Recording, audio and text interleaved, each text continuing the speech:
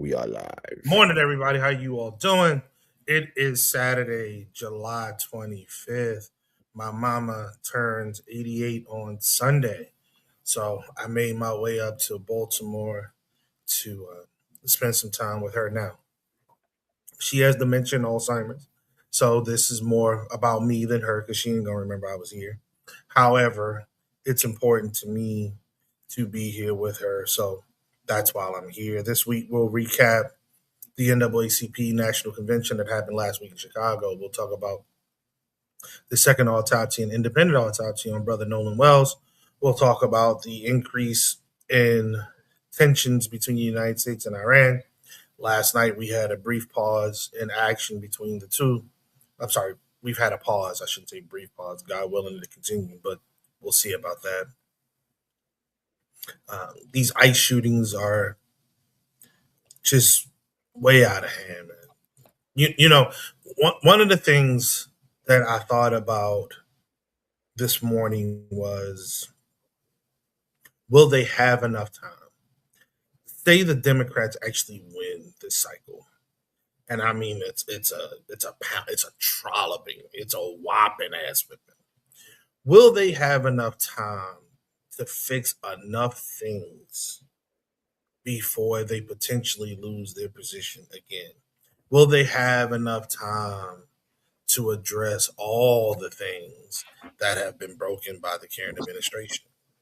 Mm. There's a lot of brokenness going on right now. I don't even think we have a measure to the degree of how much shit is broken. And I'm being honest with that. I'm not just saying that out the side of my neck or anything like that. I'm being honest with that. Like it's so much normal shit that's broken right now. It's ridiculous. It's so many things that we don't even consider to be a thought, but they're broken right now. Again, it started with the firing or dismissal of inspector generals of oversight personnel. No clue, I don't think most of us have, as to the impact that these folks have on our everyday lives.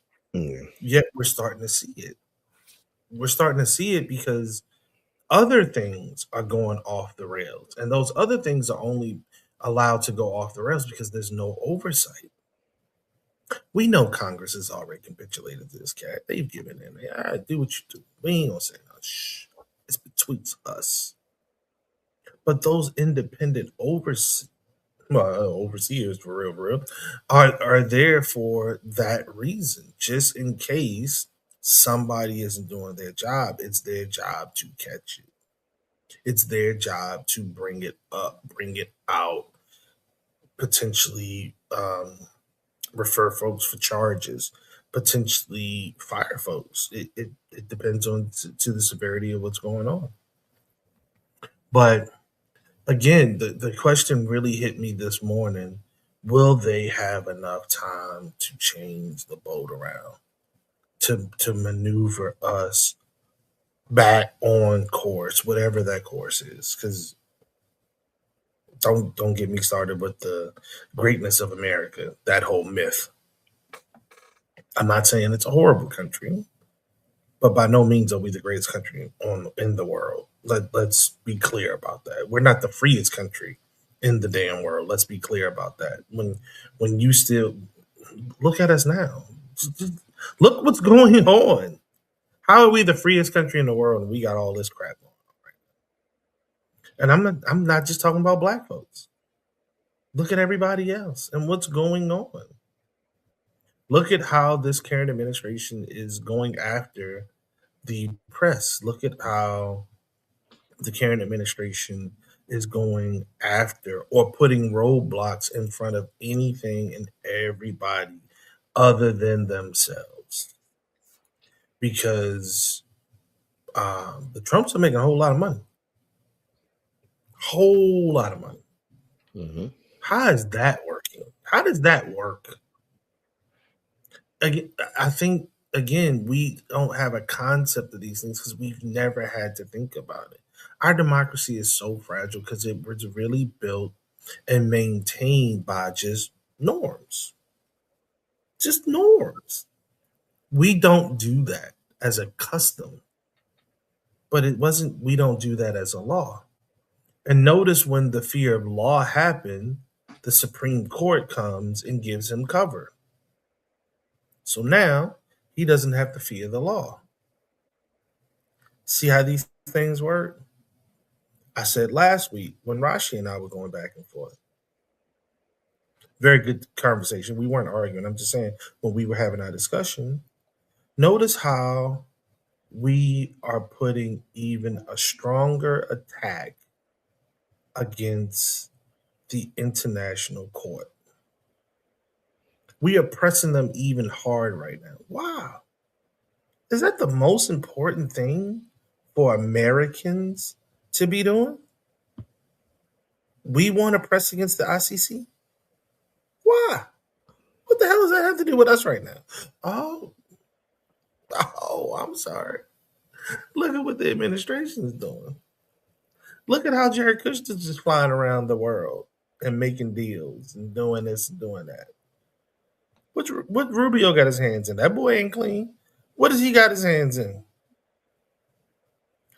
Pete Hegseth. What has he done? Well, we know what he's done. Authorizing these damn airstrikes on speedboats that we have no evidence that are doing anything other than being a speedboat. They could have drugs on those speedboats. It could be children out playing, joyriding. It could be adults out being drunk, joyriding. We have no idea why, because there ain't been a lot of people surviving those airstrikes. Ain't been a lot of people surviving those airstrikes at all. So this is why I say, and I ask the question: will the Democrats have enough time to get us back on track? We're here. We're hurt at the pump again. Again, escalation between the United States and Iran has done that. It will hurt us at the grocery store again. Uh, there was an independent autopsy of brother Nolan Wells. Inconclusive, a lot of the findings, but there were some questions raised during the second autopsy. I said before, I believe these ICE killings are out of control, but who's checking them? First, they announced that they would, their directive that they would no longer um, shoot at moving vehicles. That pivoted after a social media post by the president. Then there was a directive coming out that the FBI would investigate their shootings. Then that got crossed out and scratched because they just changed their minds. I have no fucking idea what's going on right now. I don't even know if they know what's going on. But all of this, again, goes back to the central thought that I had this morning. Will they have enough time to right the ship? Who is going to right the ship? And once they right it, will they place additional barriers, additional laws, so that we never come to this point again? God willing, and the creek don't rise. Rodney, question I have for you. I saw this story just yesterday. There was a female commander took over at Nellis Air Force Base. How long do you think she gonna last? As soon as they find out she's there. Same thing I said. Same thing I said. When I saw the changes command ceremony, I was like, "Oh shit, she'll be fired by Monday. She'll be fired by Monday." I don't know what it is with these guys. Yes, I do. It's sexism. It's sexism. Absolutely. And anyone in power that is not a male, they want to get rid of. That struck me funny though. I was like, why they even put this? When I saw it, I was like, why they put this woman through this? Why did they put? She's the first female commander of Nellis Air Force Base. I don't give a dang if she was pink, green, or yellow. She ain't. She ain't black. She's white. She gotta go. She is public enemy number one in Pete Hegseth's book right about now. I don't even know how the hell they slid that by him, to be honest with you. But I don't see her lasting long at all. Sad, but true. I do not see her lasting long at all. It may be a little longer than Monday. Maybe.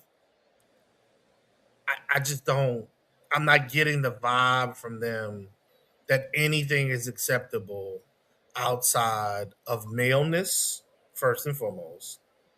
And then you go to the colorism and genderism. I'm sorry, the sexual orientation, and you could potentially flip flop those back and forth with these cats because that's how they've been moving. That's how they've been moving. Everything they've done thus far has been predicated on one of those tenets, and I don't see it changing all of a sudden right now for her. I see it, if anything, it amplifying because it's her. You know what I'm saying? So that's So where I'm at with it. I mean, Welcome to the show, Rodney, Rashi, Thomas Berry. Thank you all for being here this morning. As you all know, I was on the ground for the NAACP convention a couple of days last week. I was there Friday, Saturday, and a portion of Sunday. Not a whole lot on Sunday. I flew back out on Sunday. The convention was another solid move by the NAACP. The convention, in my opinion, highlighted the fact that more folks need to participate in and with the NAACP. I remember Thomas Berry's words when he said something to the effect of, "It's funny how we are the first that you call, but you ain't a member." You know what I'm saying? Um, I felt that. I felt that in more ways than one. I felt that so much that I talked to one of the communications directors, and I told her that I would be emailing her soon to discuss a potential partnership and see what may come out of that. I think it'd be a great move for them and a good move for us. There may be some some changes we need to address, some verbiage more so than anything. But I can live with that in order to push the cause forward. I think they have great ideas. I think they have great wisdom. I fear they don't have the youthful talent to push all of those things forward. And what I'm seeing consistently is a huge gap in the middle. You have the elders that have the experience, have the wisdom. You have the youth trying to get to that point. You don't have those middle folks really anchoring the ship. I met two presidents of the NAACP, one on the East Coast, one on the West Coast. I will not be more specific than that. Both of them were elders. Now, they weren't in the grave, but both of them were elders. Where I'm not seeing that late 30 something, early 40 something person as a president in the NAACP chapter, like we saw, I think, Rodney, when we were in Vegas, the sister from Cleveland. I believe the sister from Cleveland, she was the first one that I've met that was the president of the NAACP chapter that was in her 30s, 40s. Go ahead, Rodney. I believe there was another one from, I want to say, Phoenix as well. I don't remember. I don't remember that one. But again, though they were rare in comparison to the vast majority of chapters that we saw, where the president were in their late 50s, early 60s, 70s even. more like 60s and 70s, to be honest with you. You know what I'm saying? I'm just not seeing those young folks in those positions. And I think we need that. I think we need that because it will tell other young folks, hey, man, come on in. We got space for you. Hey, man, come on in. We want you. Hey, man, come on in. We need you. We value your opinions. We value your take on what's going on currently. But we have these elders over here that can help us understand that dynamic from what they've gone through and are willing to listen to what we're going through so we can put a plan together and move forward. You know what I mean? It was a good convention. Malcolm Lee was there. Got an opportunity to talk to him. That's the brother that did the Best Man series.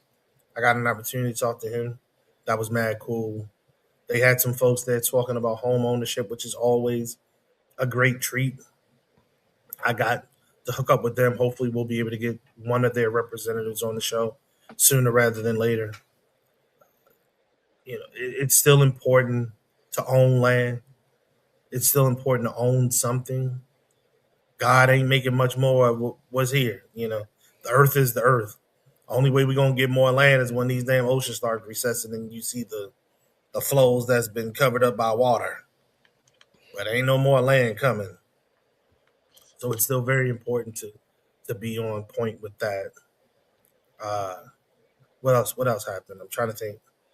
That man, super, super, super encouraged by what they are doing with the youth. I promise you, some of these young kids, man, their minds are amazing, amazing. From the engineering part to uh, the arts. There's a picture I took of this artist. Oh, so good, so nice with that thing. So I'm envious because I can't draw to save my damn life. But seriously, the portraits were on point, man. But again, the engineering piece, the marketing piece, just looking at the work of these children is so inspiring because they are wide open, they are tech savvy, they are ready to be heard, and they are willing to express themselves openly. That's a beautiful combination as far as I'm concerned. So yeah, I definitely want to speak on that. You know what I mean? Outside of that, let's get to it. Can I Yes, speak? sir.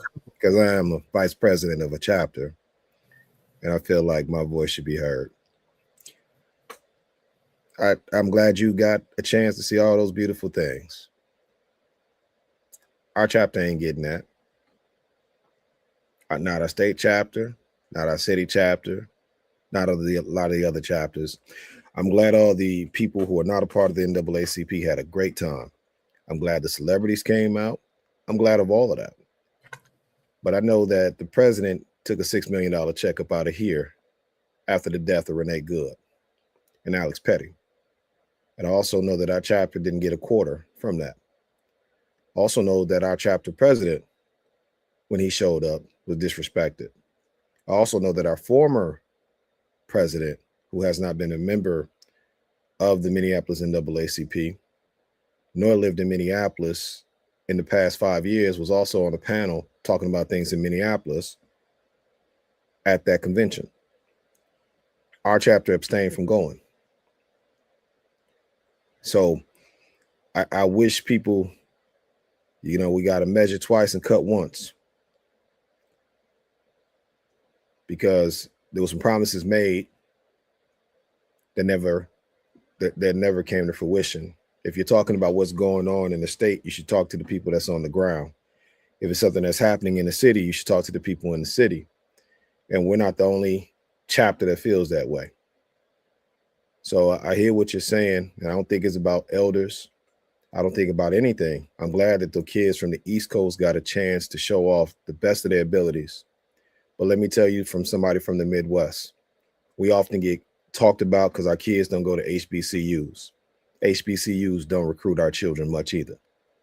Same way with our kids got tech skills as well. I can guarantee you for that $6 million check that he got, you didn't get a kid from Minnesota from any of our STEM programs over there in Chicago. And Chicago was just a skipping, it's a 6-hour drive. Communication. I reached out to the president. I reached out to his right-hand man that was here with him when he came in town, got his phone number. Text and phone call, haven't gotten a response. Now, people might say, well, why are you saying this publicly? Because I feel like what has happened with the legacy organizations is similar to the HBCUs. People are living off what happened in the past, and the current is not making it better for people abroad. St. Paul is the second oldest chapter in the NAACP history.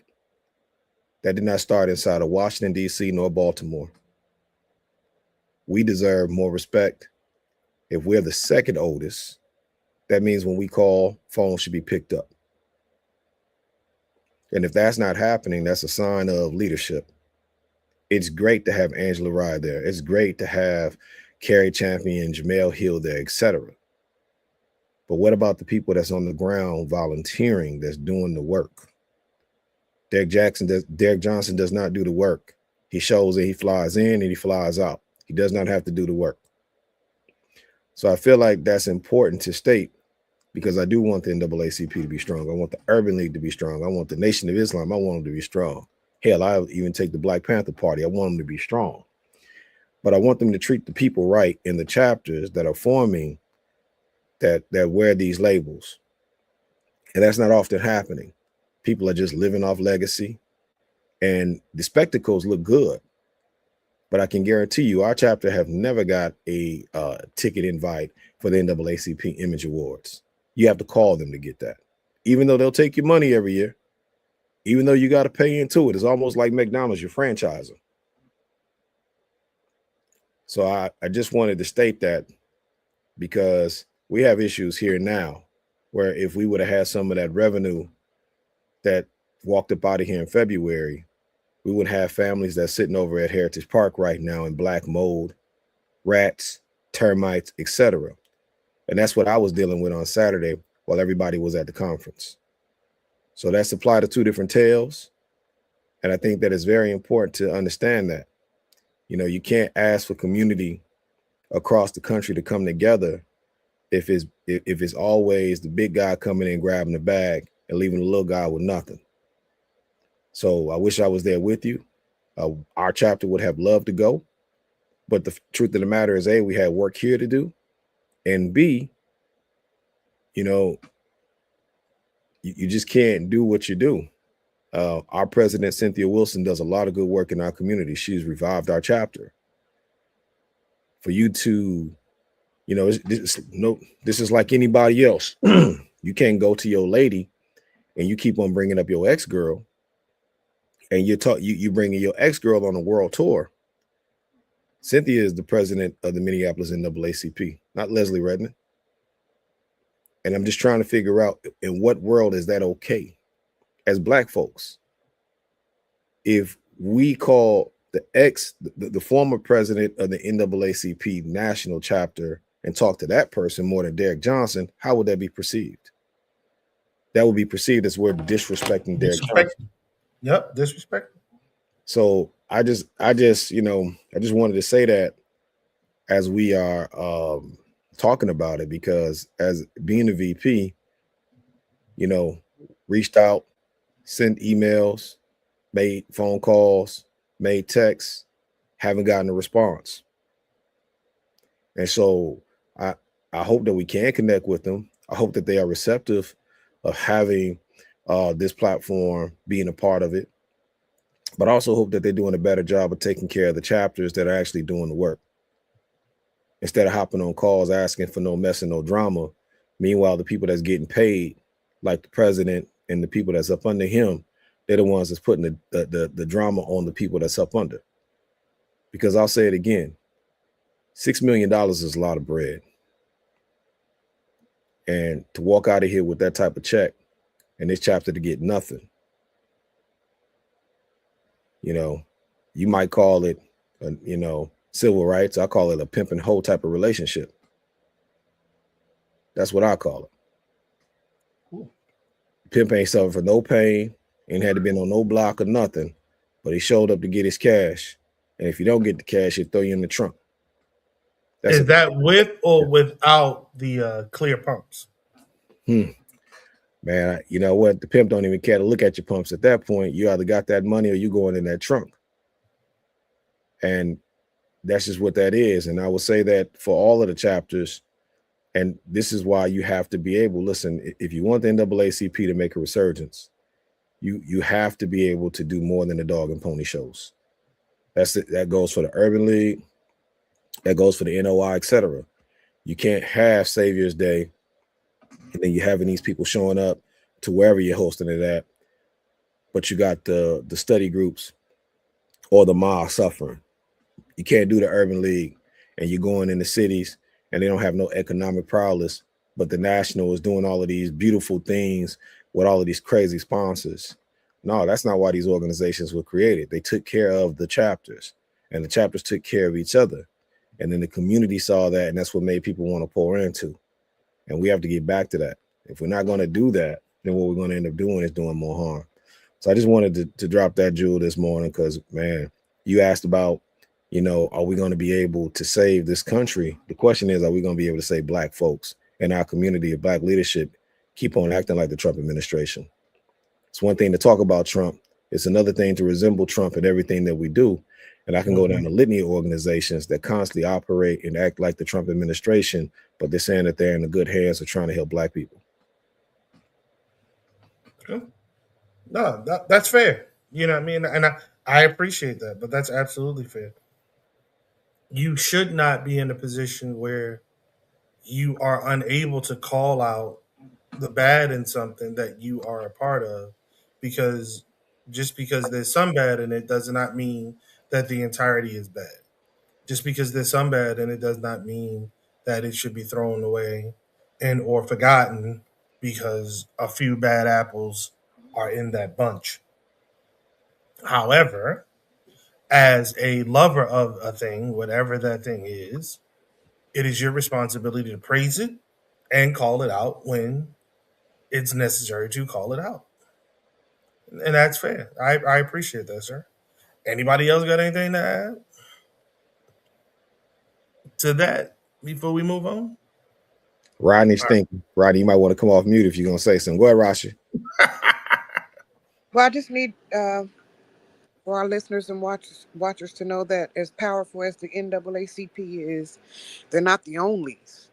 There's the Urban League. There's the there's more than one entity addressing these problems, and so we just have to be mindful of that. We need to be mindful that there's several cats being skinned here, and so just be cool, Brother Barry, about the resources, because often Be those. cool. Well, Wait, let me time out. explain. Huh? Okay, well, Be, I I'll mean, say I I'll mean, be talk for you cool. talk for 20 straight minutes almost, and I just said two sentences, and I just wanted to let you. I wanted you to let me finish my sentence, if that's all right. The coolness is because of what comes with the money. You think you get just a cachet of money that to run the operation systems. But one of the problems that people have found is that if once you accept the money, you accept some of the stipulations that come with said money. And usually, yes, I am upset when people who do the work don't get compensated. But I'm more worried when they get compensated by people who want to alter the work. The people you work for, the people the NAACP work for, don't really have their coins. We just beggars. We're beggars asking for social justice from one out of several government, entities that said they were going to bring social justice. If you say you about social justice, I call you when society has become unjust. However, when y'all start taking any old money or any money without knowing what the contracts say for the money, you end up quite possibly shooting yourself in the foot of activeness, trying to stay in alignment with the money. So yes, it takes money to do social change. Yes, it does. And no, the people who you working for don't really have your coins. But I have seen several organizations chase money that ends up negatively impacting the overall work that the organization is trying to do. Let me so let's give you just an example. Say you trying to work with indigent homeless, right? You need cash on hand because you need to be able to buy diapers or a hotel room, or you don't know when you're dealing with the street people. You really don't know exactly what you're purchasing. So when you go to an organization and say, hey, the way that I'm going to help this community is I need about $5,000 in cash in my pocket, right? So that I can get about the business of the people. There's very few organizations you can go to and say, hey, I just need $5,000 fluid cash every week or every, something so that I can attend to the needs of the people. It's real work, but it's hard to write up in a in an invoice. It's hard to write up. So eventually the work gets done. You write it up after the fact, and it gets compensated for. Some organizations can't do that. They just can't. They have to have more freedom to operate because of the nature of the business that they do. And I'm telling you, Brother Barry, some of those monies restrict the action and freedoms of the organizations that's receiving the money. You'll get the money, but you can't do with it what you think you can do with it. And Rashi, so while people I do died for appreciate those you saying, dollars in this city. I I don't. got it. I But talked for 20 minutes, but I don't think you listened to what I said. I did exactly. I said No, right no, there, no, no, no, listen, no, no, no, listen, no, you no, no, didn't no, get it. no. Because we're not chasing the money. The money was offered because there were unrest. The dollars were supposed to go to do the work of the people in this city, not in DC, not in Baltimore, not in Chicago, not in LA, but in Minneapolis. Similar to George Floyd when they walked out with a $15 million check and no money came back into here. We have to get this idea that every time black folks get money, it's evil, so somebody has to put it away. This is how white supremacy works. It's almost like when you see a kid at a birthday party. You hand the kid $100 bill, the parent takes the money and say, nope, I'm gonna take that from you because you're gonna harm yourself with it. You're gonna buy too much ice cream, too much candy. So I know what to do with this money. I'm gonna put this into my account and I'm gonna make sure that I save you from you. And white folks do the exact same thing to us. And as Precise is saying, black folks start doing the exact same thing to other black people. Sometimes what I'm saying to you, sister, is that those dollars didn't come with stipulations. They came for to help. And that's what I'm saying. It's not about stipulate. If you're gonna, we didn't even know about the money. And I think I didn't even want to go into full detail about it. We didn't even know until we made a request for something else and they said, oh, we just cut you a check for $6 for doing the work here. So I'm just telling you, that's not always the case. And I know I talked for 20 minutes and you say you didn't interrupt, but sometimes when you have conversations in this group and on this thing, the response is always just to be contrary, just to be contrary.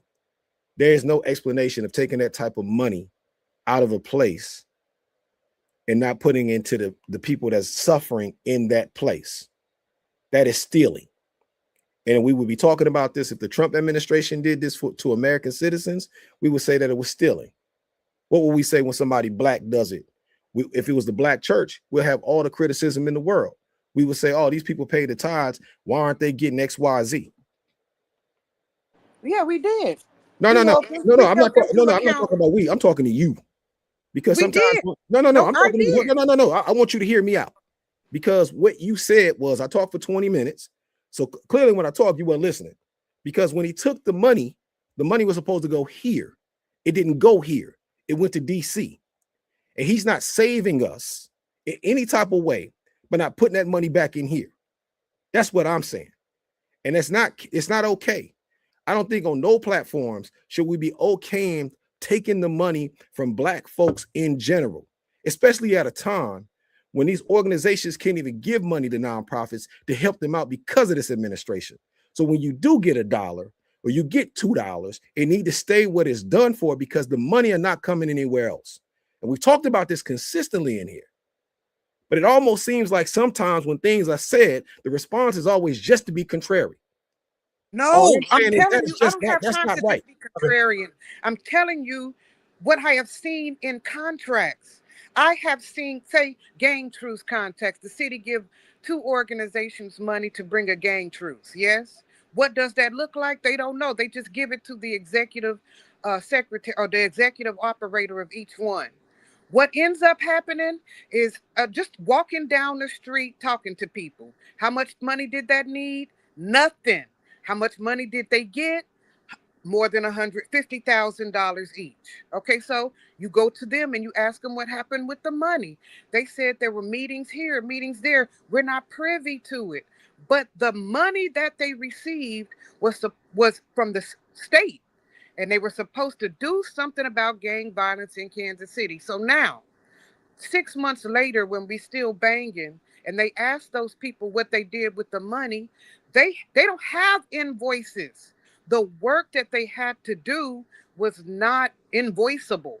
So the money, next time when it was time to give money, they didn't want to give them to them because the stipulations for using that money were above and beyond what could be handled with the actual act. That's what I'm saying. Not that it's okay to steal money from Black people. That's not what I said. I said, look at the money and make sure that what you're being asked to do with said money is in alignment with the fucking work that you do. Because if not, you're going to end up, one, hurting future people who want said money because they're going to assume they're out of compliance as well. And number two, you're going to hurt your own organization because you want to do work that the society is not prepared to pay for yet. And so it is not being contrary. I'm telling you, I have received said monies. I'm telling you, I have watched other people receive said monies and get in trouble because the work that the money was for was unable to be covered with. They couldn't atone for the work that they did. The work is beyond something you can put on an invoice. So I am not trying to say it's okay to steal money from people from Minnesota. I'm not even saying that you're not justified in being angry over no money trickling down to an organization that's supposed to be doing social justice work. I said, look at that money instead of being mad about not having it. Look at it and make sure that it was in alignment with what you all were trying to do. So let me interject for a second. I think that his point is it should have come back locally and they made the decisions as to what to do with the money, period. It should never have gone national. And if it had gone national, that's understandable, but a portion of it still should have come back to the local branch. So the local branch could have done something with it in accordance with what's happening on the ground. I think what she's saying to you, Thomas, is too often money is given and there are ties to that said given money that are never explained publicly. But to your point, Thomas, there were no ties to this money. It was given just to help settle things down, if you will, or it was a donation made to make that said corporation feel good about itself and or look good to its customer base. So they put no restrictions on it. Like, here's the dough, you know, understand business is business. That's a tax write off for them, so they don't give a shit. It's like we gave it to you, we get the opportunity to do the pictures, the big old check. Here you go. You're smiling, we're smiling. Everybody thinks that we're engaged. It's good, it's great PR. It's a nothing burger for us money wise, but it's great PR, which helps us secure future business and or continue with the businesses that we have. No, it's like the Hamburglar. This is like the Hamburglar. Remember the Hamburglar? They Yes, I come do. with the mask on, with the Mm-hmm. hat and the Mm-hmm. burgers. See, it wasn't no picture. We didn't see that. We ain't see that. We didn't eat those burgers. Right. Yeah, you it got took before you got to you. It wasn't no picture. It wasn't no explanation. It wasn't no, and then you find out later. But hey, I gave you. You gave me what? Yeah, you didn't give me anything. You gave me what? So again, what I'm saying, and I don't want to discourage people from joining any of the legacy organizations. You got to treat people correct. And there are ties to all dollars that's given. But these organizations, I know our organization, again, being one of the oldest, and we're a well-ran chapter, we understand when dollars are given, what to do with those dollars and what not to do, as well as being transparent to our community. But when you don't have those dollars and it's that type of money, and that's a heavy lot of money, other philanthropy groups think that we have those dollars and we don't have those dollars. So that means that when we do try to go and get more dollars, guess what they're telling us? The bank is closed. Why? Because you're supposed to have XYZ. It's not even a calendar year. And you're saying you don't have nothing? Yeah, that's crazy. That's crazy. All right, let's move on. Let's not get stuck there forever. Um, trying to figure out where to go next. To be honest, well, let's stick with the same vein because there was an announcement from the convention about the independent autopsy of Brother Nolan Wells. Now, this is continues to be a developing story. You know, the question is, how did the brother wind up in the water when he was supposed to be on the island? There's a whole lot of questions surrounding this. Why was he left? Why didn't he leave with them? What was the young lady's involvement, if any? Uh, Ben Crump has a very full calendar. It's this case, it's another case, it's another case. My head hurts just thinking about the pile of black bodies that are continuously growing under mysterious or unknown circumstances. We always knew that the tactics demonstrated by this administration were going to turn themselves toward us. Is this in fact the beginning? Rodney, you can stop because I'm coming to you first for this question. Is this the opening salvo of attacks against us that either the administration has sponsored or the administration had, well, I shouldn't say sponsor monetarily. I should say sponsor with the effect of setting the appetite for. That's what I should say. I shouldn't say necessarily monetarily. I wouldn't say they Why sponsored not? Why not? it. I have no facts to back that up, so I wouldn't go that far without that. Without some degree of fact. If we I look don't want at to just throw that up. the amount of money that's been donated to this administration or to certain individuals in this administration from people who were convicted of crimes or about to be convicted of crimes, but many of them were convicted of crimes.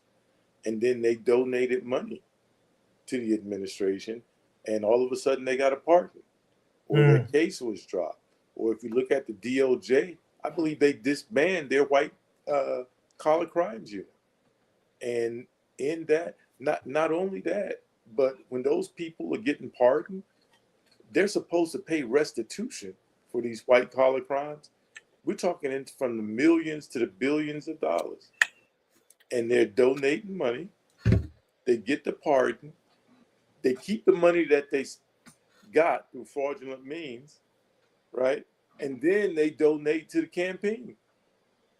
But to top it off, and maybe the worst part, is the harm that they did from stealing from other people because they're pardoned. They no longer have to pay the restitution into the tens of millions, hundred. I think it's multiple billions of dollars of restitution has not been paid. And then they fund these somewhat fringe organizations.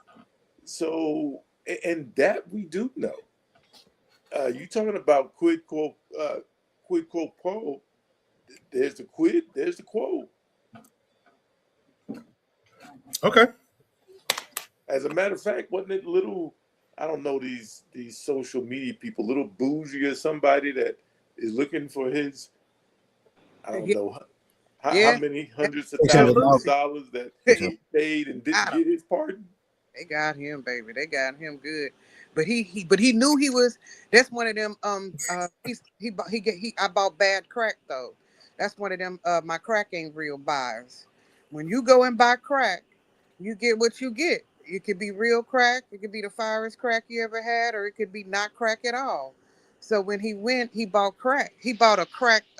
It was a crack deal, not for actual crack. You understand? But it was a crack deal, and when he looked up and saw that it was baking, it wasn't nothing but baking soda and toothpaste, he told. But uh he bought the crack though. But so how you going I mean, we don't never get mad at the crack dealer when the crack addict cart crying about the crack, because we say get your ass off crack and gone. So that's what we gonna tell Boost. That's what everybody uh told Boosie. They told him, go on, take your gold medal flower and sit down over there. And he wants us to be mad. And I think we should be, because a business deal is a business deal. If you tell me I can, Mr. Rodney, you told me I can come to Vegas and do blah blah blah, and I send you the money. And when I get to Vegas, if I can't find your ass, I bought faulty crack, right? So no matter what, it's a bad deal. He should be able to tell. He looked crazy doing it, but I'm glad he told, because at least we know who the crack dealers was. Well, I kind of think we know who the crack dealer is, and in this case, people are. And thanks to somebody, I think that was Marlon, said that it Marlon. was 600,000. He paid $600,000 for his pardon. He actually did the country a service by acknowledging that this business is real and that he got the bad crack deal. But the the the point I'm trying to make is goes back to what Lee said, is there is funding for the malfeasance that's taking place. And in that funding, it's encouraging other people of that ilk to commit more fraud and to harm more people. Then the flip side of it is that if you are the crack smoker, to continue that, I guess, and you do the same thing, they're gonna come down hard on you and say that they're tough on crime when they're the biggest dealers, the biggest pimps. To going back to Brother Barry's analogy, you know, uh, they're the ones doing it. So their syndicate is set up for them to commit crimes, for them to get paid for committing the crimes, and then for other people, if they commit crimes, to get the book thrown at them. You talking about equal justice, or is Richard Pryor said just us? And the thing is, it's not just happening to black people, and it's kind of the good thing, bad thing, is white people getting the taste of it. And maybe that's when people will wake up to it and start pushing back. Now that they're getting beat down by cops, they're getting shot by cops and told that it was in self-defense. They're shooting people and moving vehicles and saying, "Oh, well, it was to save the public." And then the video shows, nah, they were just trying to get away from you. So I no, there is harm being done with the money. Tom Holman. Tom Holman.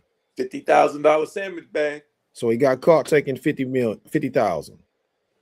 And if we're really taking a look at what's happening at this point, at some point, people who commit petty crimes it'll be okay for them to just hand officers a bag of money and they don't even have to go to court, because that's literally what we're doing. And I feel like America is top heavy with robbery.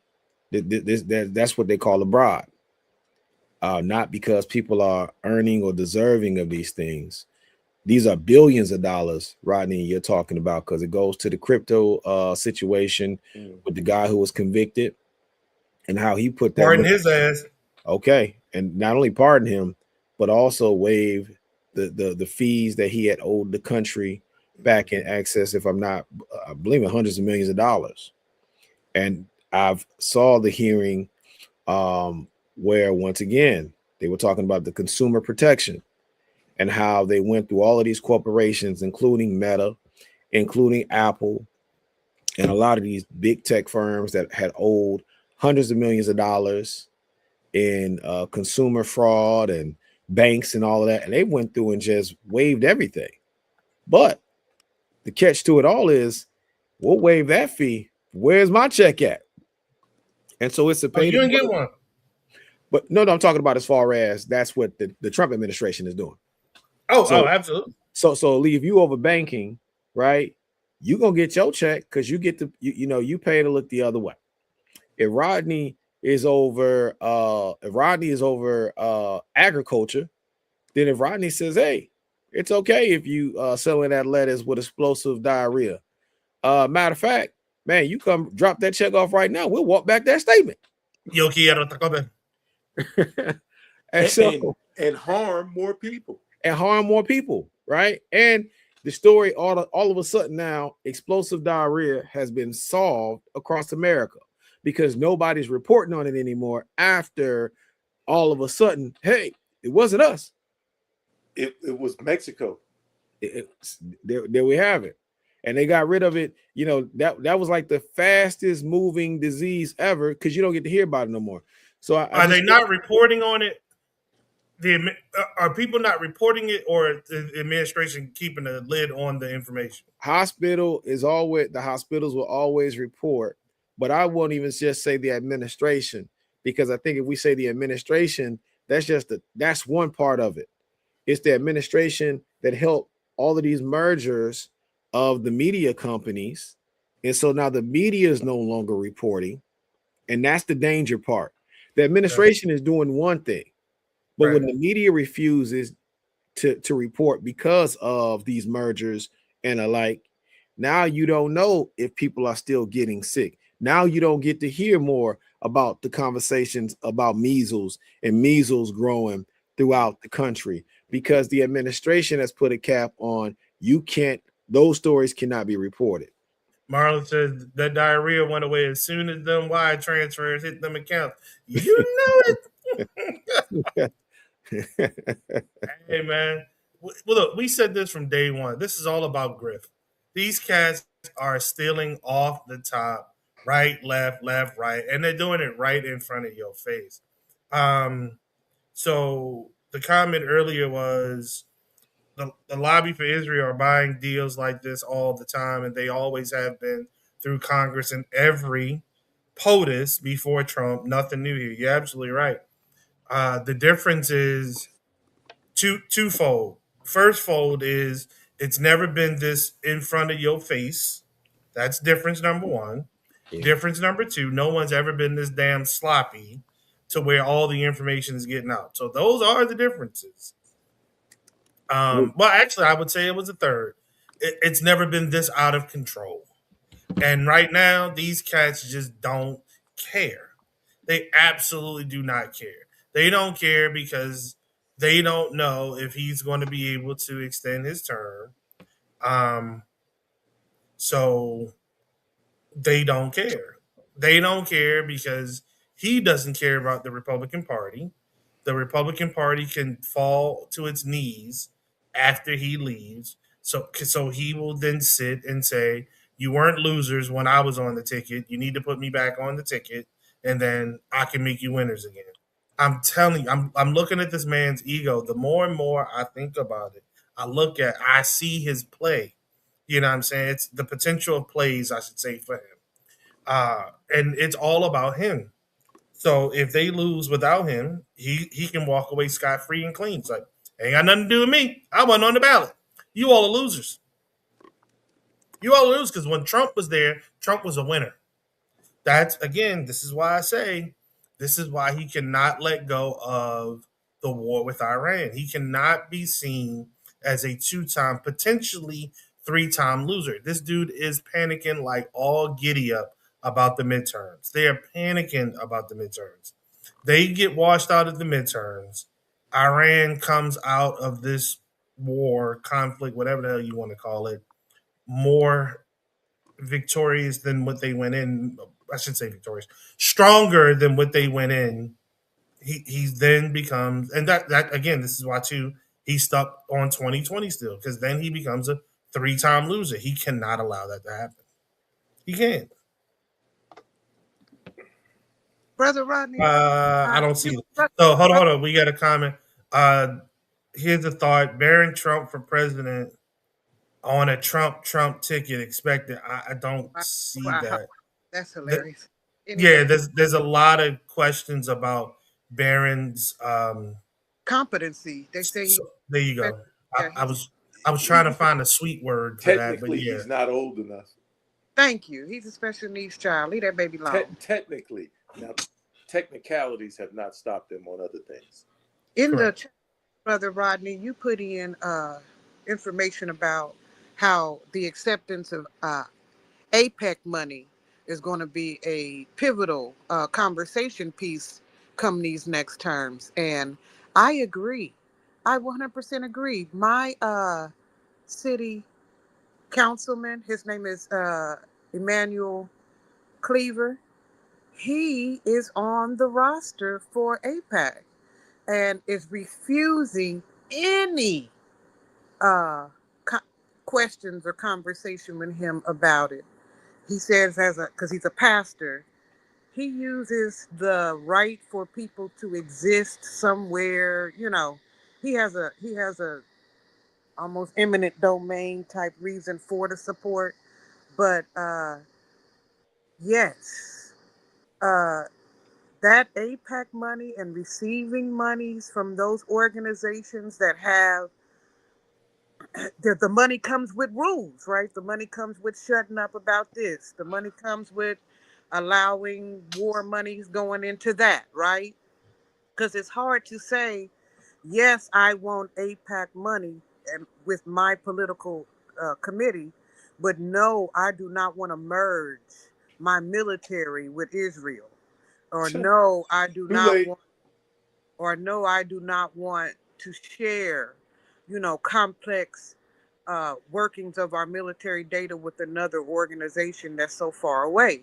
So, uh, yes, who knew that the acceptance of money, again, the money comes with something that could even get I think it's going to get my councilman unelected. Now, it's fine because he's like 84 or 85 years old. So technically, it's time for him to maybe retire, but he has created no protege that we know we can just sit in his chair. So it's a very odd situation here in Kansas City, and your state, and the reason why I'm bringing it to you, Brother Rodney, was your statement in the chat room about that APAC money. I didn't realize how polarizing APAC money was until recently. Will you Thankfully, and will it's you speak about to time. that? Will you speak to that? Because I don't think people know, for one, who APAC is, and two, why that money is polarizing and how it could end up with these midterms making or breaking some people. Well, I don't know if it's actually going to break anybody because as bad as Cory Booker takes APAC money, Hakeem Jeffries takes APAC money, and neither one of those two people are going to be unseated. And unfortunately, since most of the elections now have moved to the general election, we're not even able to afford for them to lose their seat because then just a MAGA would win that election. So here's an example.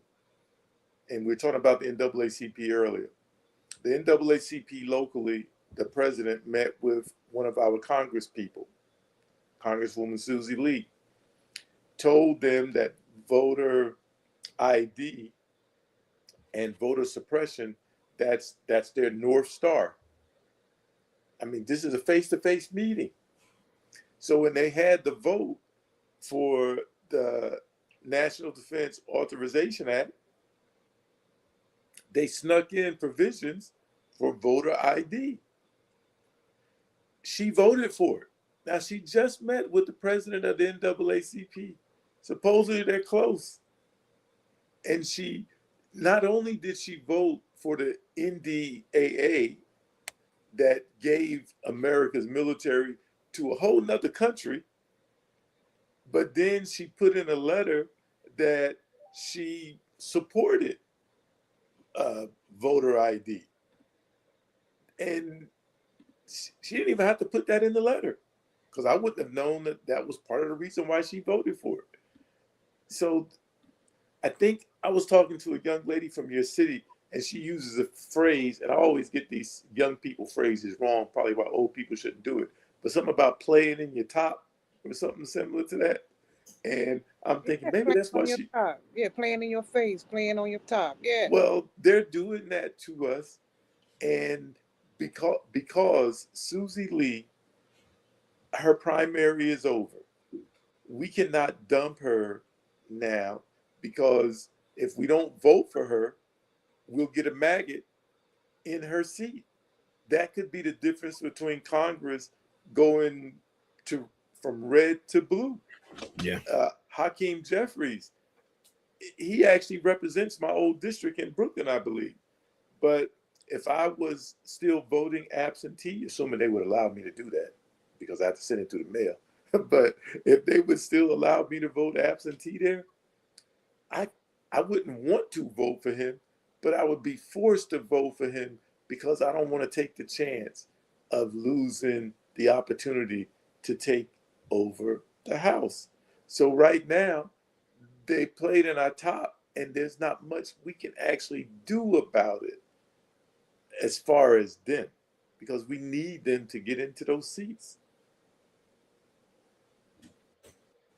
Well, okay, so can you speak to APAC then, and why they would even be So APAC why is, the in all them bowls, you it's know? an Israeli lobby that quite possibly is the most it's more powerful than unions, because both sides take their money.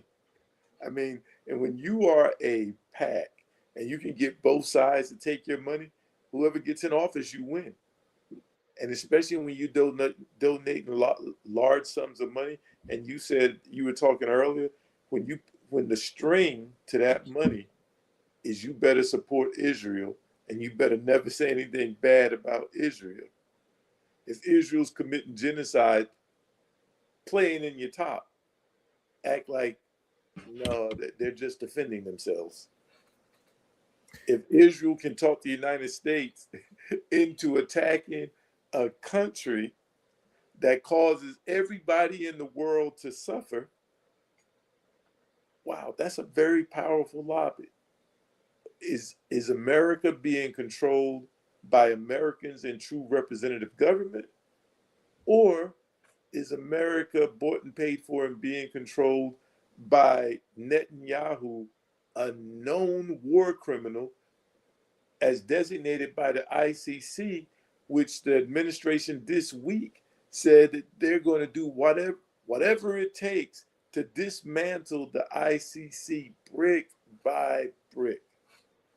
The power of money is influence. They're wielding their money, they're gaining the influence, and they're running America's government.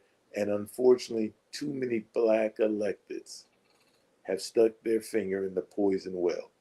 But after this election, and black people have to be, as a matter of fact, before the election is even over, they those people back in my neighborhood, they need to be finding somebody to primary Hakeem Jeffries. They need to find somebody to primary Chuck Schumer.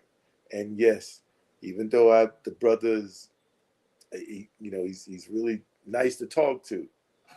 Cory Booker needs to go.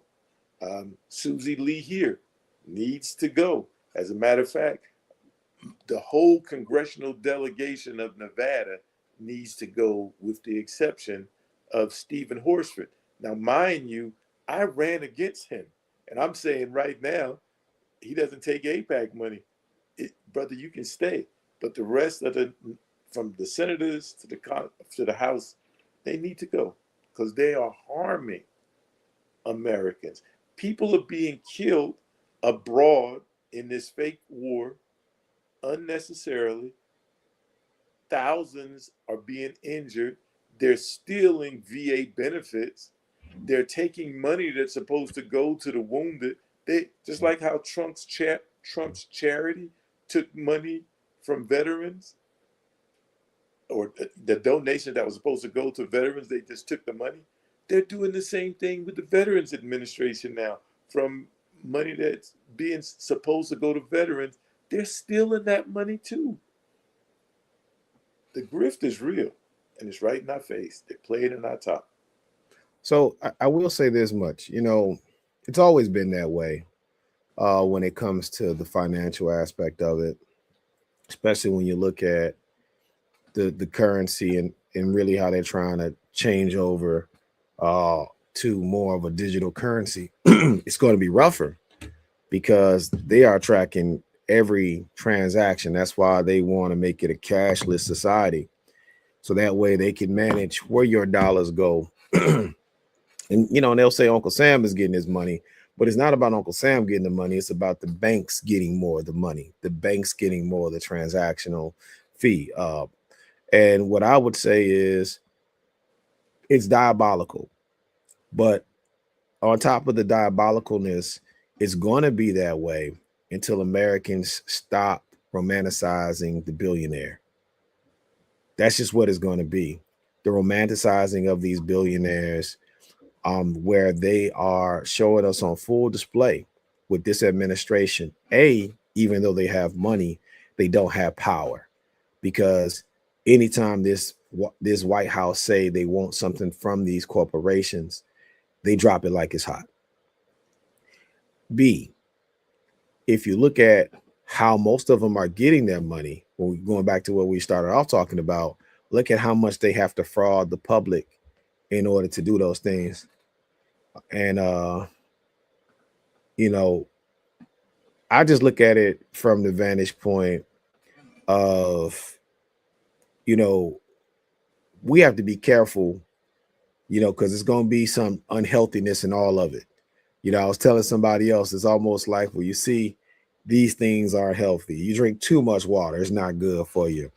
You eat too many vegetables, it's not good for you. You exercise too much, it ain't good for you. Yes, APAC is a problem. But I will say again, those same people who voted for Trump over Kamala because of Gaza, do you want to do over? Because the purity test sometimes is that we're looking for things to be too pure, and we're not going to find in this environment until we start the osmosis process of cleaning this stuff out. We're not going to find too many pure people, but we have to begin the process. The dollars have to come out of politics. I think John McCain was right about that. The dollars have to come out. You can't have corporations impacting the elections. And one last bit about Trump, because I don't know if you guys saw the White House Correspondents' dinner last night. I did, and I know because what people need to know is the last one that got fake shot up, and so this was the second one that they put on, so that so that they can have their, because journalism is supposed to be the freedom of speech, and the freedom of press, and the freedom of knowledge is supposed to be important in the United States, and so that's right. This is the second one, right, Brother Barry? Yes, but it was an uneasy event. It was. You said it was an uneasy event. I was watching, and I was like this, because it was odd when CNN, when Wolf Blitzer gave that award to the CNN journalists for their coverage. Oh, no, that was the New York Times for their coverage of the Epstein file release. And to watch Trump, his response, the look on his face, and the whole nine, it was almost like seeing like he laughed, but in the upcoming weeks, it's going to be hell to pay the captain. See what right? like an stepfather.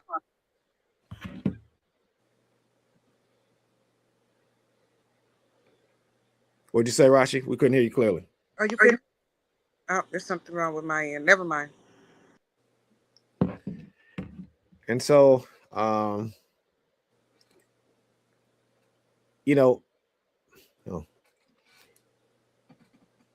but Rodney, it was cringe. And it was cringe in a way that I thought about that and I said, man, even the correspondence dinner is awkward with this guy. How do we as a country, if the media can't really report and they can't even do a correspondence dinner properly, then everything else is crazy. And I saw a brother, I want to make sure, because he was talking about AIPAC, and I want to make sure, brother Naj, right? Brother Naj, I want to say this. I saw that Israel has put in over, I think, $100 million to influence the American public. And they're saying right now, brother, that is money that's being wasted. That they are not getting the influence with the American voter or the American people on the left or the right. That folks are kind of like, hey, Israel is not it in this country. And I don't think no matter what happens inside Iran, even on the Gaza Strip, I think they're going to have some hard time reselling the American public. And I seen a video last week where a white guy showed up to a conservative meeting. Did you see that video? And when he was talking to him and he was talking about how he didn't want the American dollar spent on Israel and he didn't like what they were doing to the settlers and how inhumane it was and whatever the case may be, I would say that baby is on the train. And I don't think they're going to be able to catch it. And that's due to Netanyahu. So what I think is happening is I think there's the slow awakening of some Americans, but I also think that there's the hardening of the other Americans. In other words, the maggots are more solid maggots, the core of them. And I've always said I believe that core is about 20, no more than 25%. They're going to die maggots. Nothing is going to change them. There's no reason, there's no logic, there's no amount of pain that they can suffer from losing their rural hospitals, losing their VA benefits, losing their food stamps. Food Because out of their own mouth. That's right.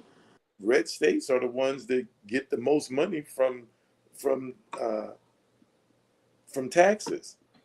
Red states have the worst numbers, but this thing with AIPAC is causing some people to be more boisterous about it, and some of them have because your vote is your voice, and some of them have used their vote in the primaries. That has, I believe, put a little bit of fear in the Democratic Party. Not enough fear though, but put a little bit of fear in the Democratic Party. But we have to get past this into the next election to make a difference, because the general election, if I look at what's going on with Tallarico in Texas, and people are saying they're not going to vote for him because of they allege something with Jasmine Crockett, And I'm saying, you're going to cut your nose off to spite your face. I don't like Susie Lee in Nevada right now, but if she was in my district, I'd sure enough be voting for her, because that's going to save my life and give me a chance to fight another day versus allowing the maggots to continue having power. Because in if you think about what's happened in these 2 years, think about what more would happen in the next 2 years. We there would be no America as we knew it, with the potential for even trying to get it back. That possibility is open. And my final point is, I do believe white people, not enough of them by any means, but I do believe white people are feeling it now. And because they're feeling it, because it's happening to them, for years we got stopped just because we were driving while black or walking while black, biking while black, right? They stopped us, beat us up, killed us, said we were a threat to them. We had a gun, knife, you named the excuse, right? And we would say, hey, that didn't happen. And they would say, if you all would just comply, it wouldn't happen to you. Just comply. They're complying, and the same thing that happened and still happening to us is now happening to them. Mm-hmm. So it brought what was that Reverend Wright said? The chickens have come home to roost. Yeah. Last night at the gathering, we had, I think, 15 white people come to the gathering. And these people came, some of them came based off of John Lewis Day that we had last Sunday. And they heard us speak, and the gathering was mentioned, so they wanted to know what it was about. But we had about 15 white people come to the gathering. And these white people, I'm not saying they were all pure for blackness, but they knew that that's what we talked about. And they came wanting to get more blackness and wanting to learn more blackness. And but here's the thing, what they brought with them was resources that we didn't have, and the sharing of those resources with us for our cause. Now, I know we're going to have to be like sinners and be careful who we invite in. I get it. But what I'm saying, though, is for the ones who are down with us, we need to let them be down with us. We're still in the driver's seat, right? Because they Yeah. will take over if you give them a chance. But keep them in the position that they belong in. And I see potential in us moving the ball and moving the nation closer to our favor. But we're going to have to ally ourselves with somebody. And we Yeah. as well ally ourselves with the white people who are willing to follow our agenda, because we need them. Yeah. They're the ones who control it. When we go to, well, not me, but when black people typically go to our school board meetings, they get blown off. Now those white people, when they go, after talking to us and we tell them what we want them to talk about, and they talk, all of a sudden they're getting meetings with the superintendent. They're getting promises that we never got. Things are happening. So I would caution us on totally repelling white people who are down for the cause. We need to do our due diligence, but we need allies. And these people belong to multiple groups last night, and they're going to tell their groups about the gathering and how they should come, how they should read some of the books that we tell them to read, or, well, I suggest that they read. You know how we do it, Brother Barry. So I think that it is time for the people to eat the rich, to be quite blunt. If it's ever going to happen, this is when it's going to happen. Because if it doesn't happen now, they're going to knock all our teeth out, and we won't even be able to gum them to death. They've been kind of quiet too. Usually you hear about a college here. The only people I've heard about really raining that money down are the ex-wives of the billionaires. You understand? They seem to be having a give off. You can get a thrown off rich white lady to get cough up that. Mackenzie Phillips. She's got a band of them. It's a band of them. It's something she running. She ain't at the top of it, but it's a band of white ladies. I think it's Gates French. Melinda, Um, Melinda, okay, Melinda giving some coughing that money up. If you piss them white ladies off, they'll take your fortune and spread it like warm butter on society. And they've been doing it. So you're right, Brother Rodney. You just have to decide if you're going to align yourself. You're just going to have to well, if they're decide. going to align themselves with us, because And we're you in have to be alignment, careful. You have to, we're in and that's alignment. the dance. That's the dance we're doing with Israel. That's the dance you're doing with the power forces of the gathering. And so, how do you keep it? How do you keep the integrity of what you got going on, right, Brother Barry, and not get played by the people who say yes, they're gonna bring money that they don't bring. The dance of the work and the people with power, because that's what we're looking at. You do the work of the gathering, right? Picking out the books, finding the restaurant, making sure it's black owned or blah, blah, blah, food, keeping the atmosphere safe. Blah, blah. That's the work of the gathering. Being there in your presence so that people can be open and with a the griot, the elder in the room, right?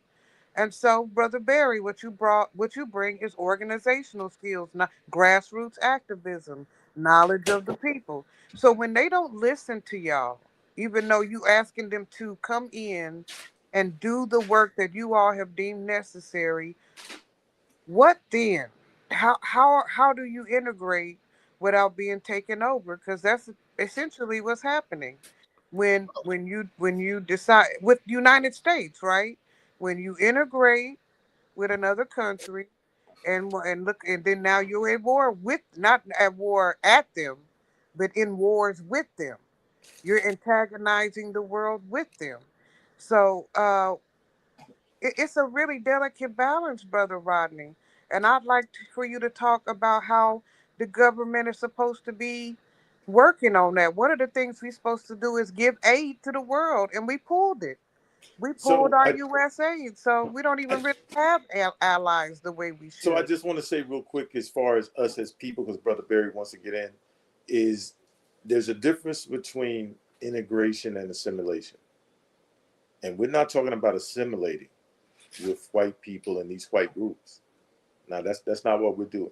What we're talking about is we have the black agenda, our agenda, that they're joining on and asking us what can they do to help, and then we tell them. And one of the things we mutually agreed on is y'all are going to be out front. We're not running out there to get shot, to get hung, to get run over, because that's what they'll do to us. You're front facing, and that's what they've agreed to, and that's what. And not only did they agree to it, but that's what they're doing, Brother Barry. Um, I would just say, a lot of times the dollars, when it comes to our organizations, we make the presumption that it's the white folks that's kind of doing the bad deed. And what you'll find out is it's not that the dollar, the people who's giving you the money is the problem. It's sometimes the receiver of the dollars, because they have the ability to ask for the ask, but they've never had that type of revenue to manage. And when you don't have that knowledge to manage money, it's tough. And we've seen that with BLM, Black Lives Matter. I mean, it was hundreds of millions of dollars that were poured in. You can't say the white folks who gave them the money mismanaged the money. That was just black folks who didn't understand. And what did? They did what they thought rich people would do with millions of dollars. They started buying houses. They started to go on trips. They started to do all the luxury things, which I feel like that should probably be a future show. With that being said, Yeah, that'd be a good Netflix. I think that when we start talking about revenue and we start talking about the corruption of what's happening with this administration, this president has always been corrupt before he was a president. The people that he brought along with him have always been corrupt before they got into these offices. The Republicans are power drunk. And so the Republicans love the idea of power no matter what. They're going to always put themselves in a position to have that power. And they don't care if they sell it out to the Russians. They don't care if they sell it out to the North Koreans. They just want the power. And I feel like that for me is what's driving this. It's not necessarily the money. I feel like, Rashi, these people are just putting this money, you talk about a slush fund. Well, they're putting this money aside just in case they have to tie up the the new federal government in court so that they can, fight for all of the fraud that's going to be disclosed. And so, you know, it, we have our community have a funny relationship with money. We like it. Matter of fact, we love it, but we're scared of it too. We're scared of if we who gives it to us, but then we have a level of skepticism anytime one of us have too much of it further than our eye can see. And so, um, and I'm saying this from a personal as well as a professional side of it, where I've seen like that idea of money, you know, for us. Now, for other groups, it's a little different, but it's just always amazing, when it comes to our people. And I know Precise asked, where is the Democrat version of Project 2025? That's a great question, P. I think that's a I question. thought I thought that was the Constitution, right? No, no, no, no, because you no, you need something that's going to have to reverse osmosis, all of these things that is taking place Okay. under Trump. Well, I say we got a good lick in with that new housing thing we got. I Not mean, we at least took him out the hands of the venture capitalists and the banks, not and enough. and then that's gonna knock the price back down for so Not they can stop playing that bullshit because ain't no bank finna not be able to within a location or region sustain $1 million. So I don't know. Maybe just that was one of our wins. no. And the reason why is because unless so it's like it's such thing as a grandfathered law. Like I'm grandfathered in. If I got most of it already, and then you grandfather me in, well, I already got most of the land. What are you going to do about the people that has, these equity firms that already own most of Black Atlanta, that own most of Black Houston, that own most of Black Chicago? They already bought the land. Everything else at this point that you can go buy probably is not developed. And how do you enforce the monopoly laws that should be on the books, right? And so that's kind of, Well, how I okay, feel about that one. okay, I'll go for another win then. We still have the ACA. We still have Obamacare. We just put the money. One of our democratic strategies, Marlon, is to reinvest back how we supposed to for Obamacare. I mean, for the American Affordable Care Act. And so that could be part of our democratic ticket. One, we double down on the housing thing where we work with local land banks and whatever. It's something related to land banking. Anyway, and the second thing we can do, Marlon, Brother Rodney, I know you may be coming in. Brother Marlon said, well, we as Democrats, what could we fashion as a as our version of Project 2025, right? He said, what we doing 2028? And I was saying, one is we double back down on the Affordable Care Act.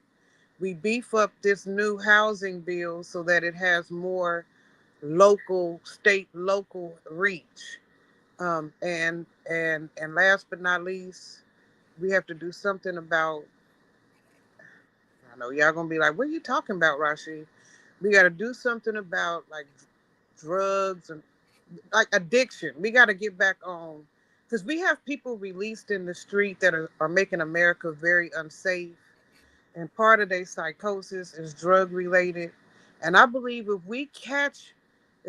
start catching people under the umbrella of of tackling drugs, like I know it sounds like revitalizing the war on drugs, and I'm talking about going the other way, where you help the addicts in a way that the I'm still working on it, but it's a drug related facet to the new ticket for Democrats. They're going to have to do something about the level of addiction in this country and how it has taken its toll on our overall population and what we look like as a whole when we let it go. Because when we catch people, Brother Rodney, that then ran into the White House Correspondents' Dinner, you tap them veins, he's higher than a Georgia motherfucking pine. You understand? I bet you most of the people that we consider dangerous, if we tap them veins, we figure out that they are under the influence. And I believe our democratic push is going to be health with the added tackle of doing something somehow definitively about substance abuse and its ties to mental Ro- health instability. Rossi, how about simply undoing everything that's in Project 2025? That's an easy place to start. I'm not saying just only do that, but I am saying do all of that. Undo it. There's nothing in Project 2025 that's happened yet that's benefited the people because it was never designed to benefit the people. It was always designed to consolidate power, to take money from the people and transfer it to the wealthy so that you can co opt the wealthy in your corner. You can keep the people sick, you can keep the people weak, you can keep the people divided, you can keep the people fighting amongst one another while they keep pickpocketing all of the people. So, for me, I mean, to me, for the Democrats, it's pretty easy. We're going to undo Project 2025.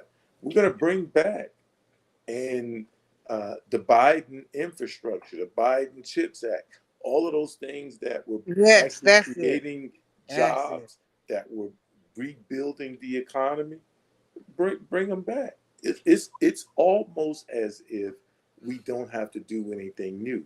Now, in that, we need to make sure that Black people are elevated in receiving of those things.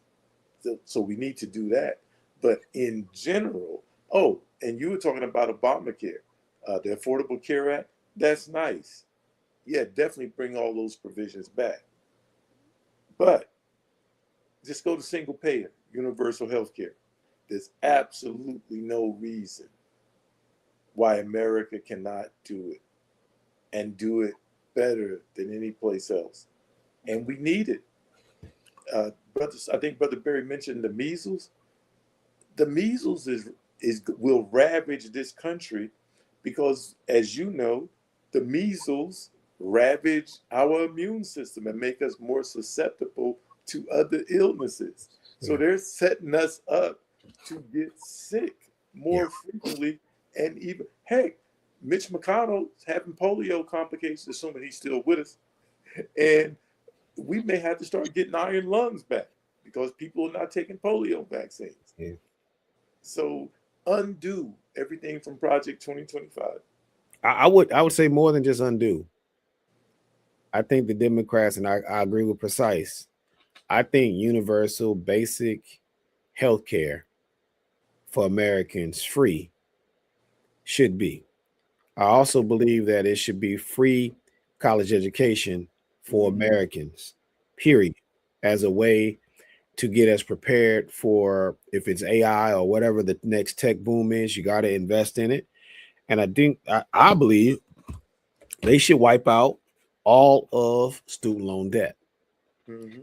And the reason why I say that is because the way that they gave all those dollars back to these corporations for fines and fees and the whole nine, Mm-hmm. the investment these corporations have made with the fraud of Trump, this administration, I see no reason on why this country or the Democrats coming in should show favor to those corporations.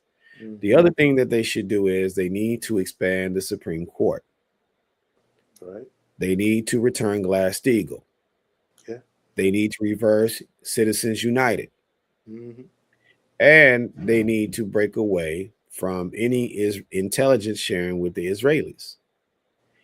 You Bring have back racist way. Bring back the you have you have to, Rodney. I know you was thinking about it, but Rodney, you got to think about it when they're voting to merge our intelligence sharing, that they have access to our military. I think I saw something where they voted on in the House and they passed. It hasn't passed in the Senate yet. Hopefully, it won't pass in the Senate. But if it does, I'm just projecting if it does. So it hasn't happened yet. But if that does happen, for whatever reason, if they figure out a way to put that into another bill for something that Americans really need, I just feel like you have to walk these things back, not 50% of the way. Mm-hmm. You have to be willing to jump it back 150%. Meaning, no, I'm taking it away, and because you tried it, it's a penalty on the back end. And if they do that within, now you can't do it. If I'm being honest, we can't expect much from the Dems in after the midterms if they win. It has to be this way. Hear me out. What I'm saying in 2027, if they have control over the House and the Senate, like a good chess match, they should open up in a defense posture. If you win the next election, you go on offense. So the defense is I'm stopping everything that you've been trying to do, and we are putting everybody on trial because we got a clean house. Don't bring no new food in, Roddy, with the roaches still rolling around. You can't do that. You got the roaches and the rats on your plate.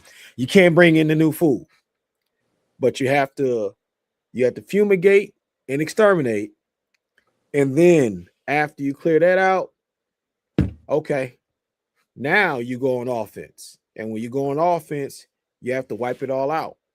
And I feel um I do feel like they do need a Project 2025 style agreement with Americans so that people can see though their plan. Because I think that giving people hope and an understanding of what's happening, and I think it's pretty simple. I think with Doge and all of these other things, I think the Republicans have made it crystal clear why you would want these things to take place. And I'll end on this note. It is the weakening of the national defense, not what's going on abroad, but what's happening in this country that should scare us all. What they're doing with the FBI, what they're doing with the health department, what they're doing with education, what they're doing to the border. And I'm not even talking about Mexico, what they're doing in Canada. Like the beefing with Canada is just freaking crazy. Okay. in a fight for Greenland, right? In order to get to Greenland.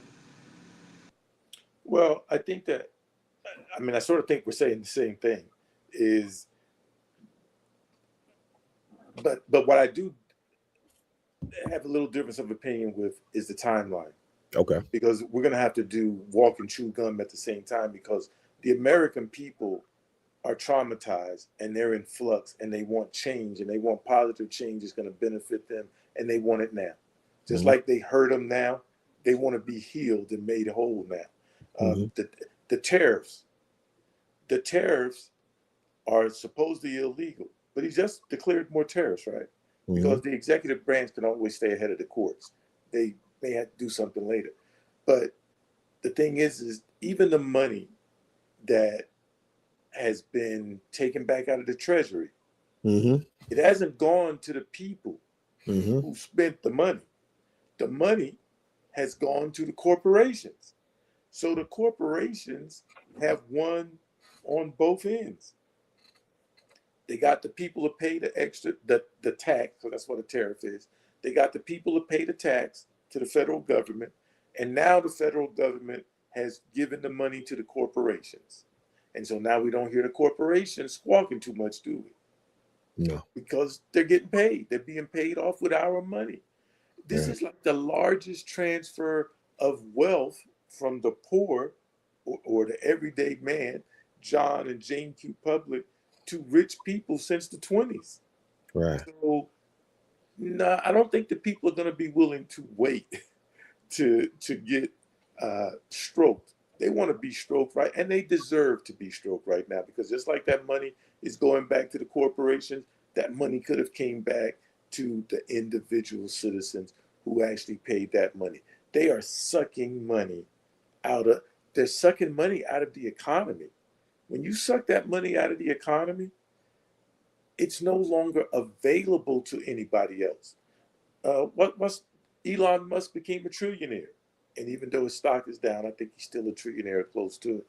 Mm-hmm. But he did that because the government forced investors to buy his stock. So, you talk about DEI, he couldn't lose. As always, white people set up white people for success, and they set up everybody else for failure. And so, no, I don't think people are. No, they want that universal health care, single payer, because the Affordable Care Act was what Obama could get. Yeah. That's not what he really wanted. He wanted universal single payer. And we should have universal single payer. Yeah. So when I say turn back Project 2025, yeah, the way you said it, 150%. We're not just taking it back to what it was, but we're expanding in those areas. I'm with you. I'm with you 150% in that. When you talk about expanding the courts, I don't think they should necessarily talk about expanding the court so much right now. But I do think once they get in, they need to expand the court, and maybe with those new seats, put term limits on those seats. I'm not sold, to be honest, I'm not sold on term limits for the SCOTUS yet. But if there's going to be term limits, if we expand the court, then let's start out putting term limits on those expansion seats and see how that works. Because when we put term limits on elected officials here, it just created a revolving door from going to the school board, to the county commission, to the assembly, to the city council, to the Senate. It same people, different seats, gave us no change. Uh, but I think that's a no-brainer. And you got to get rid of APAC. And you were talking about intelligence sharing. Intelligence sharing is not the problem. The problem was in turning our military over to a foreign state. Here's Mm-hmm. another problem, and I thought you were going to mention it. Is right now 45 is co-opting America's military. It is no longer, or it's in flux, but under Leaky Pete, your mama call you trash Hepseth, the so-called Secretary of War, the guy that wants to inject testosterone in everybody, Mm-hmm. mainly because apparently he doesn't have it. But anyway, he is turning people in the military, Mm-hmm. he's turning them into white nationalists. Mm-hmm. And one of the reasons, just one, because it's not good for our military, but, and I keep telling people, please look at Civil War one more time, especially towards the end. Look at that movie. Remember that scene. But 45 is setting up his bunker so that if the Democrats do take the House, and especially if they take the House and the Senate, he is setting it up so that he will be entrenched in DC. He will have his own plane, the unsafe and unsecure uh, grift gift from Qatar. He'll have that. He'll have his massive bunker complex, better than Hitler ever could have had, where he could stay there forever in luxury, right? And then he will have his militia people, his boogaloos. He will have his Proud Boys, his Patriot Front, his Oath Keepers, but he'll also have a section of the United States military. And that, to me, is the scariest part, is that he is co-opting the military so that when it's time for him to leave, they will defend him staying in place. And with That we should be now concerned about. he has the state. a state sanctioned one because he got ICE now, right? Not just his vein of the military.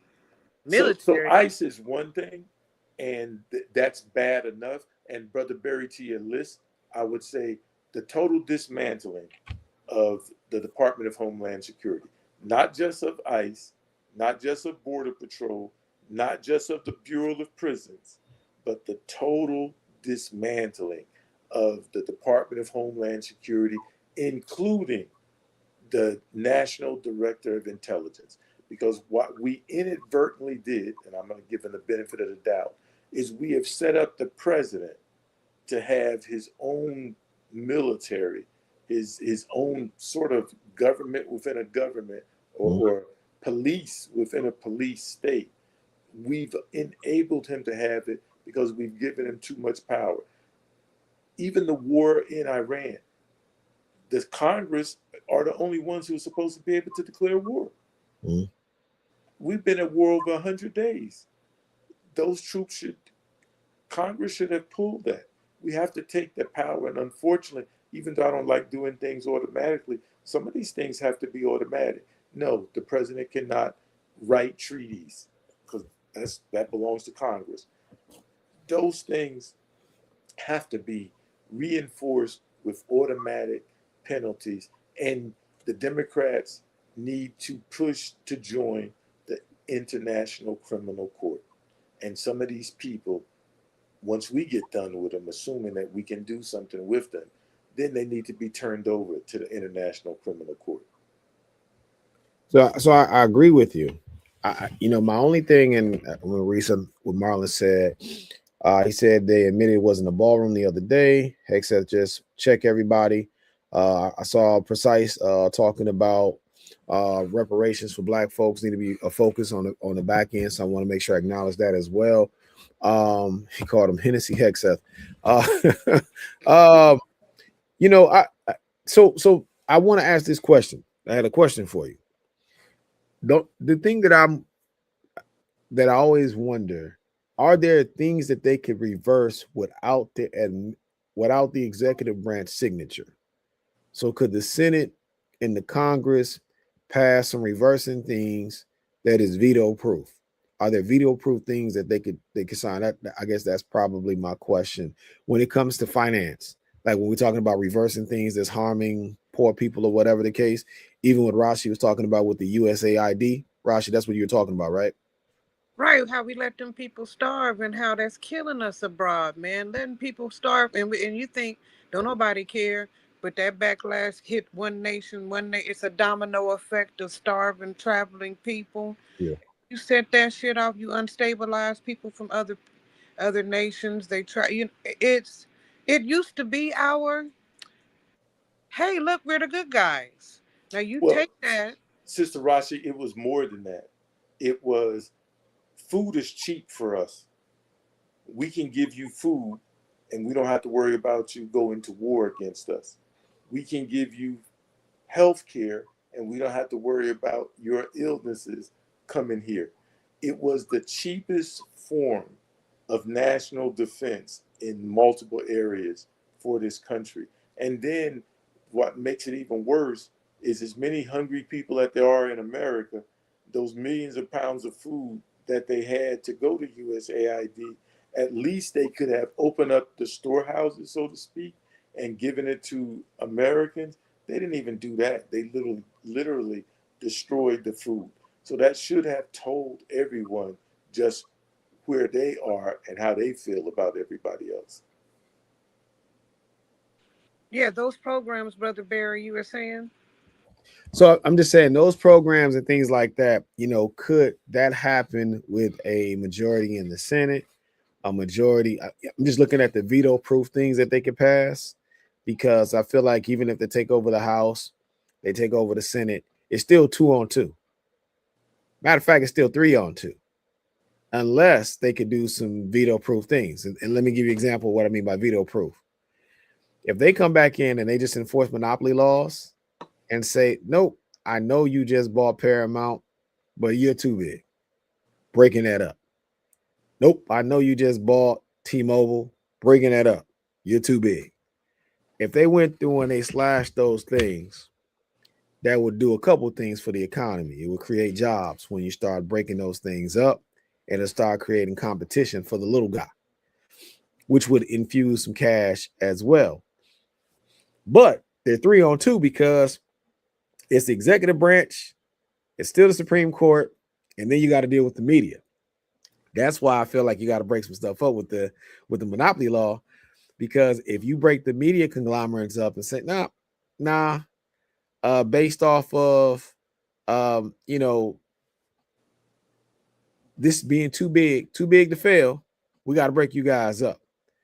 Do you think that that's plausible? Yeah, because there's existing laws on the books for monopolies, and what we've just done is we've ignored it. Mm-hmm. So it's I don't I mean, maybe that we may have to create new laws or modify, but for the most part I don't even think we have to do that. To almost what you first said, it's enforcing what is already there that Okay. under this administration they've kind of turned a blind eye to, and basically said, well, we don't care that we're not supposed to do that, we're going to do it. And basically they're daring us. They're saying we're going to do it, stop us. And we're a little hesitant to stop them. So yes, there's a bunch of things that we can do. Heck, even to expand the Supreme Court, that's a simple now it is an act of Congress, so you would have to uh, vote on it, Mm-hmm. right? But it's a simple majority vote. It's not like you have to have 60%. It's one vote, 50 plus one. That's Okay. it. Okay. With that being said, we got 8 minutes left. Sister Rashi, what do you got that you want to close out the week with for the good peoples? Uh, I have actually been staying away from Nolan Wells's information. I don't like the way it's being covered. I'm not saying nothing about his parents or nothing. I'm just saying the amount of information. I want people to be careful down putting Nolan Wells related information into your, even with Nancy Grace and all that on the. I want you to be careful because nobody's got a lid on it. Nobody's holding on to that to make sure that what you see is was not from 30 years ago, or a whole nother, uh, Blasian child that just looks like Nolan. There's a lot of information flooding the internet right now in order to flame that fire, and I would like for us to grieve without inundating ourselves every day as much as possible with information that no one, not Ben is doing his work, but he is not a media. He don't vet media. Nobody does in America. You can put whatever the fuck you want out there, and that's the problem.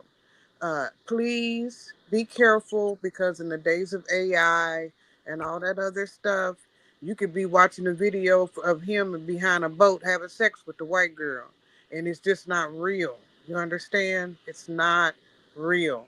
So that's what I want to leave in our minds. I want to make sure that we grieve, yes, collectively, so that we can be more vigilant with our children, more diligent with where they are, what their activities are up to, but also to be careful with that thing in your hand or that screen in your face because some of that information is just simply not true, and you have altered your whole brain chemistry on information that someone intentionally put out there to bait you, like a literally million person or plus million plus person bait job. And so you'll go to talking about it, you'll go to mentioning it, and you won't find out for the next 6 months to a year whether or not you were talking about something that made sense. So please, please, please, please, even the most vetted of journalists have got caught up in this thing. Do not allow yourself to ingest Nolan Wells specifically, but in general, other high key uh, cases like this without putting on your skepticism hat on who's reporting, what's the quality, all right? Keep yourself safe mentally out there. Other than that, brothers, I'm so glad we were making it today. I'm so glad to see you, brother Rodney, out here thirst trapping. And so, uh yeah, I just like the shirt. I like a showcase. It looks like it's a showcase.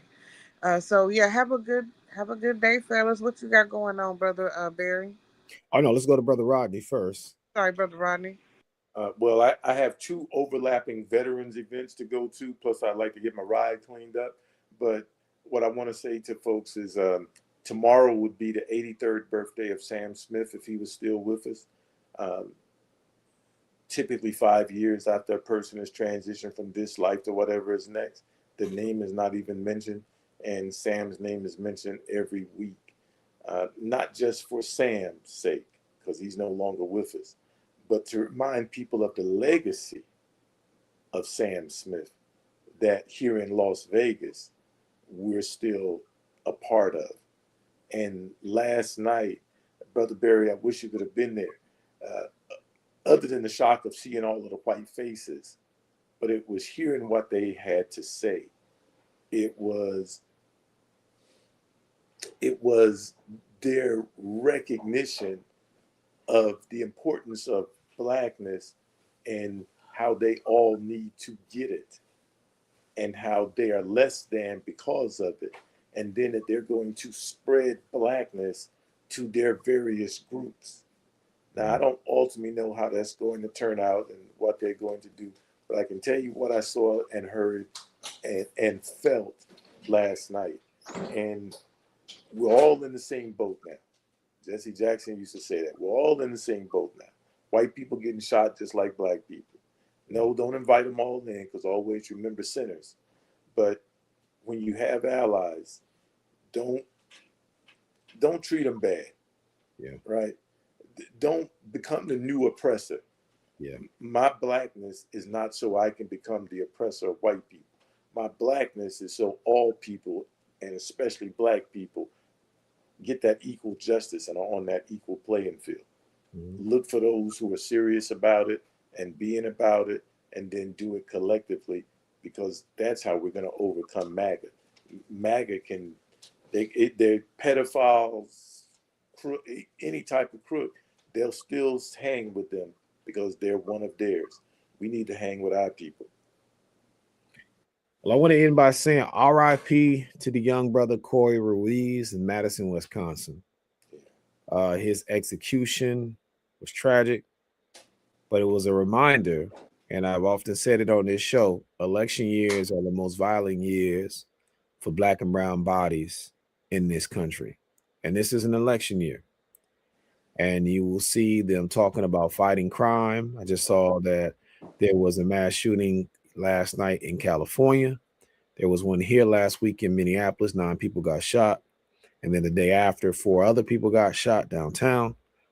And what I would like to say is this. I want to read this by Derek Bell, and I hope I got a little bit more time. It says, first rule, regardless of expertise or experience, a black person's statements concerning race are dismissed as special pleading and are not given serious consideration. We see that with the Trump administration. Second rule, black victims of racism are generally viewed as less credible witnesses than white observers, as it is assumed that black people cannot be objective about racial issues. That's another issue. Third rule, an exception to the second rule, black individuals who publicly criticize other black people for saying or doing things that upset white people are granted enhanced standing and elevated credibility regardless of their actual expertise.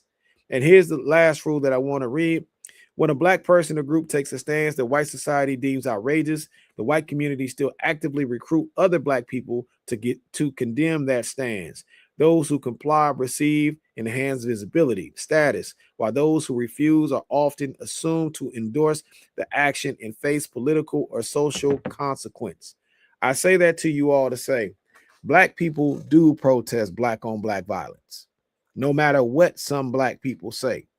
We are not happy with black on black violence. The difference between black on black violence and when the police gun you down is that you know that that black criminal is going to go to jail. If there's a video, he's going to go to jail. There is no guarantee in the Coy Ruiz situation that that officer will go to jail. There is no guarantee that that officer will even lose their job. With that, stay vigilant, stay mindful, but hey, stay black. And Brother Lee Vaughn should be bringing this out. And when he takes us out, we'll roll in. But we want to thank you all for tuning in to Real Radio. We'll be back next week. And as Lee always say, if no one told you they love you, Rodney and Rashi love you. I'm a little different.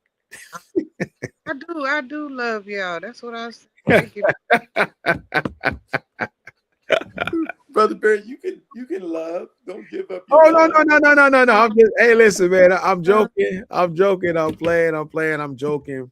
You know, I do care for my people. I care for people in general, and I want us all to be happy. I want us all to be healthy. So I say that in kidding, but I do also say in all seriousness, though, we're happy if you are tuning in, whether it's 10 people or 2 people, 100 people, 1,000 people. We're happy for those people, and we love you guys for tuning in. Precise, Marlon. I keep forgetting brother's name. Is it Najee? Najee, brother from the military. Najee came on before. We appreciate the comments, and we man, as a collective, we just want to say thank you. Now we got to get Lee to end it out, and then after that, you know, we will say peace. Lee might be eating some cake. He's somewhere cupcaking. That's what he said. Cupcaking. Yeah, Lee can end it out. But Hey, yeah. and for those of you who are listening, I am not able to see a lot of your comments in the chat. That's why I don't typically say anything on it. It's not because it's not of value to me. I actually hear about those when Brother Barry or Lee read them. Hey man, we got some great commenters, and I appreciate those people, man. Look, Lee. As long as Lee is rolling, we can't have the dead time, so I don't want to leave you guys here. So, I do want, while I'm here talking, you know, if you locally here, the Heritage Park situation, I haven't had a chance to really talk about it here, but I'll share a little bit, y'all. Is that what you was talking to me about? Yeah, yeah. Ooh. And yeah, I saw the pictures, Brother Barry. That's just bro, that was brutal. Shout out to Sister Pro Warren, but I want people to know that this is not just happening in Minneapolis, and it's not just happening in Heritage. This is what happens when you let billionaires and millionaires control housing. This is what happened. Our people actually won a lawsuit in the 90s. The NAACP led a class action lawsuit against the city of Minneapolis, the state, and the county. They won. They won $118 million. Those dollars were used as a down payment to create Heritage Park. What ended up happening is that city and city officials made a deal with an out-of-town development company called McCormick, Barrett, and Stevens. That company, in turn, was able to pony up another, I want to say, $107 million for a tune of $225 million. They did not have to put down a single cent for 70 acres of land. They were supposed to build build affordable housing as well as private homes, and they built a total of 440 units out of the 990 they were supposed to build.